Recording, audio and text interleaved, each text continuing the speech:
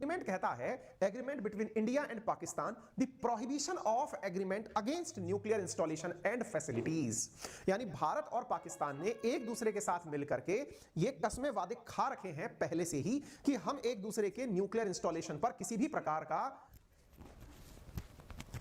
Voice आ रही है ना, और पाकिस्तान, हाँ, कि भाई हम लोगों ने एक दूसरे से कस्में खा रखी हैं कि हम एक दूसरे के न्यूक्लियर इंस्टॉलेशन पर किसी भी प्रकार का हमला नहीं करेंगे।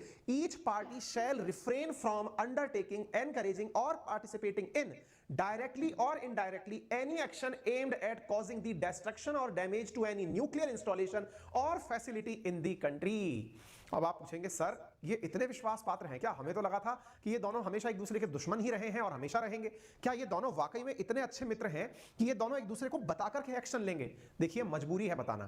क्यों? क्योंकि किसी एक बॉम्ब के चलाए जाने से भारत खत्म नहीं हो जाएगा, लेकिन हां क्षेत्रफल के आधार पर देखा जाए तो शायद एक बॉम्ब के चलाने से पाकिस्तान जरूर मिट जाएगा। भारत ने कसम खा रखी है कि वो नो फर्स्ट यूज करेगा, यानी कोई भी बम चले हम पहले से उसके ऊपर कार्रवाई नहीं करेंगे।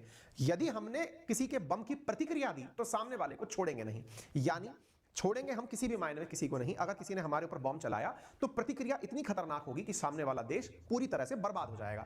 अब जब आपके पास में इस प्रकार की शक्तियां हो तो जिम्मेदारियां से उन्हें निभाने की जिम्मेदारी आपके ऊपर होती है कि हम रेस्पॉन्सिबल बिहेव करें, और उस रेस्पॉन्सिबल बिहेव में हमने एक दूसरे के साथ कुछ एग्रीमेंट्स कर रखे हैं, और उन्हीं एग्रीमेंट्स के तहत हम हर साल जनवरी और जुलाई में एक दूसरे देश को अपने कहां कहां न्यूक्लियर बॉम्ब रखे हुए हैं उनकी सूचना देते हैं। हम उन्हें यह तक बताते हैं कि हमारा यहां पर न्यूक्लियर रिएक्टर है और हमने यहां पर बॉम्ब रखा हुआ है। अब आप में से किसी के दिमाग में यह सवाल आएगा, सर मान लो सामने वाला धोखेबाज निकला, आपकी लोकेशन तो उसने सही पता कर ली, दूसरे ने दूसरे की लोकेशन सही नहीं बताई, तो जनाब खुफिया एजेंसी ऐसे ही थोड़ी टाइम पास कर रही हैं।